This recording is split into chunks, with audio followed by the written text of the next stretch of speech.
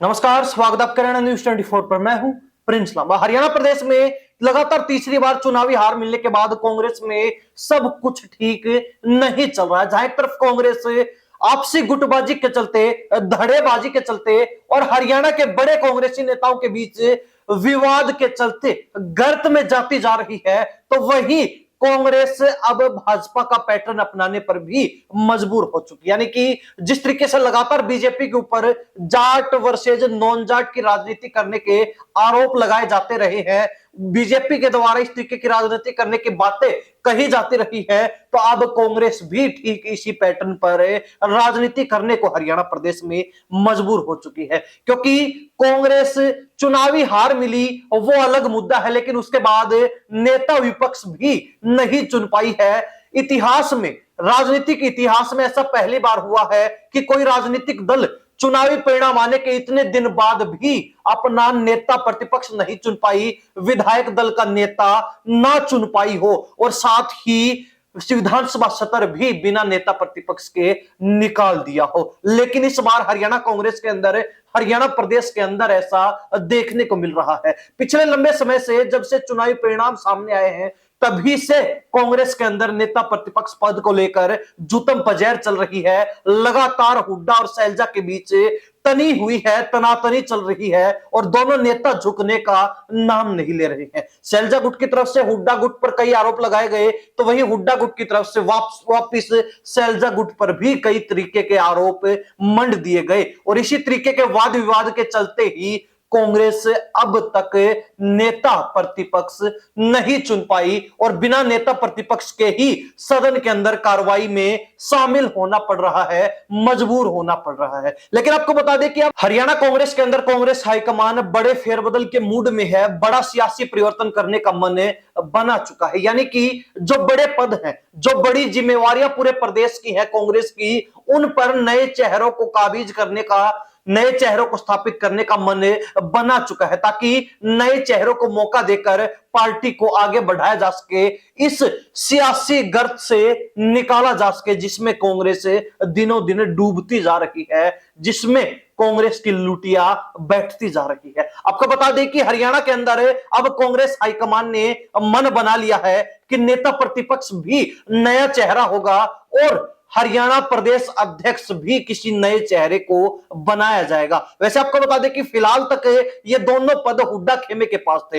नेता प्रतिपक्ष पिछले 2 दशक से लगातार भूपेंद्र सिंह हुड्डा बनते आ रहे हैं, तो वहीं इस बार अगर 2024 के विधानसभा चुनाव की बात की जाए, तो उससे पहले नेता प्रतिपक्ष के अलावा जो प्रदेश अध्यक्ष पार्टी पद है, जो सबसे बड़ी जिम्मेवारी है, जो प्रदेश का मुखिया है, वो भी हुड्डा खेमे से चौधरी उदय भान रहे हैं। हालांकि अब कहा जा रहा है कि ना भूपेंद्र सिंह हुड्डा को मौका मिलने वाला है और ना ही उदय भान की दाल गलने वाली है, और दोनों नेताओं को कांग्रेस हाईकमान अब ठिकाने लगाने का मन बना चुका है। दोनों का बसपा पैक करने का मन बना चुका है, दोनों की छुट्टी होनी लगभग तय मानी जा रही है। ऐसे में सवाल उठता है, और लगातार पिछले 1.5-2 महीने से हरियाणा प्रदेश की जनता भी जानना चाहती है कि हरियाणा कांग्रेस के अंदर अगर फेरबदल होता है तो नेता प्रतिपक्ष कौन बनने वाला है, और साथ ही प्रदेश अध्यक्ष की जिम्मेवारी किसे मिलने वाली। तो आपको बता दें कि यहां पर अब बीजेपी की तरह ही कांग्रेस को भी जाट नॉन जाट के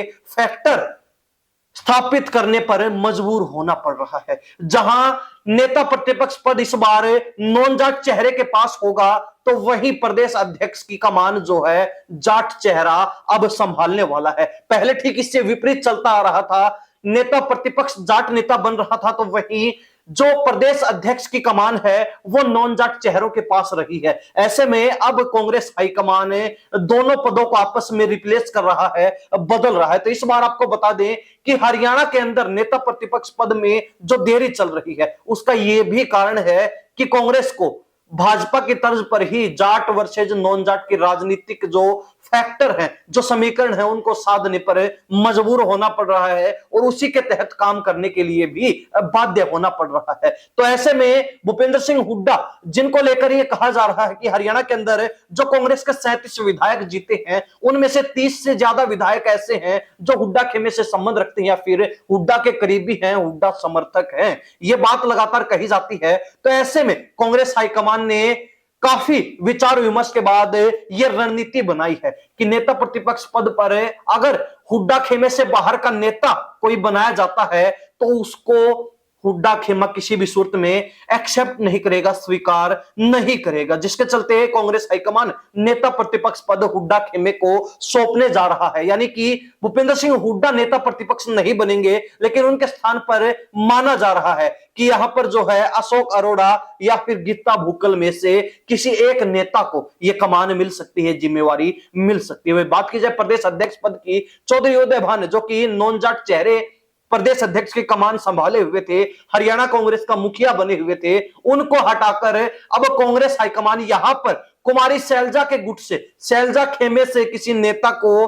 प्रदेश अध्यक्ष की कमान सौंप सकती है, और वो चेहरा भी जाट चेहरा रहने वाला है। यानी कि रणदीप सुरजेवाला को लेकर ये चर्चाएं सियासी गलियारों में तेज हो चुकी हैं कि नेता प्रतिपक्ष पद हुड्डा खेमे के पास जाएगा तो प्रदेश अध्यक्ष की कमान जो है शैलजा खेमे को मिलेगी, और यहां पर जाट चेहरे को प्रदेश अध्यक्ष बनाया जाएगा। तो ऐसे में शैलजा गुट से संबंध रखने वाले शैलजा के खास नेता रणदीप सुरजेवाला हैं, और जाट चेहरा होने के चलते उनको लेकर चर्चाएं तेज हो चुकी हैं कि प्रदेश अध्यक्ष की जिम्मेवारी चौधरी उदय भान की जगह है वो संभाल सकते हैं। उनको कांग्रेस हाईकमान की तरफ से हरियाणा प्रदेश में कांग्रेस का मुखिया बनाया जा सकता है, कांग्रेस का चौधरी बनाया जा सकता है। ऐसे में देखने वाली बात यह है कि यहां पर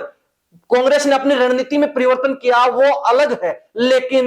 कांग्रेस ने गुटबाजी को साइड करते हुए दोनों खेमों के बीच, दोनों धड़ों के बीच बराबर समन्वय स्थापित करने का भी काम किया है। यानी कि हाल ही में जो सीडब्ल्यूसी की बैठक हुई दिल्ली के अंदर कांग्रेस की, उसमें कांग्रेस के राष्ट्रीय अध्यक्ष ने भी जमकर हरियाणा कांग्रेसी नेताओं को लताड़ लगाई थी, फटकारा था, खरी खोटी सुनाई थी, ये कहते हुए कि आप लोगों की गुटबाजी, आप लोगों के निजी स्वार्थ, आप लोगों का आपसी विवाद पार्टी की हार का कारण बना है। अन्यथा इतनी लहर के बावजूद भी पार्टी अगर चुनाव हारती है तो उसमें सीधे सीधे आरोप और सीधा सीधा ब्लेम जो है हार का आपको, आपके ऊपर भी रहने वाला है। तो अब कांग्रेस अगले चुनाव को लेकर बिल्कुल सतर्क हो चुकी है। हरियाणा कांग्रेस के नेताओं को भी टाइट करने का काम कर दिया है कि अगर आप गुटबाजी देखने को मिली तो वो बर्दाश्त से बाहर होगा, वो सहन नहीं किया जाएगा, और जो भी नेता इस तरीके का काम करता हुआ मिलता है तो उसको बख्शा भी नहीं जाएगा, उसको किसी भी सूरत में नहीं छोड़ा जाएगा। तो ऐसे में दोनों गुटों के बीच समन्वय स्थापित करने का प्रयास अब कांग्रेस हाईकमान का है, और साथ ही जिस तरीके से चर्चाएं थी कि बड़ा फेरबदल हरियाणा कांग्रेस के अंदर होगा,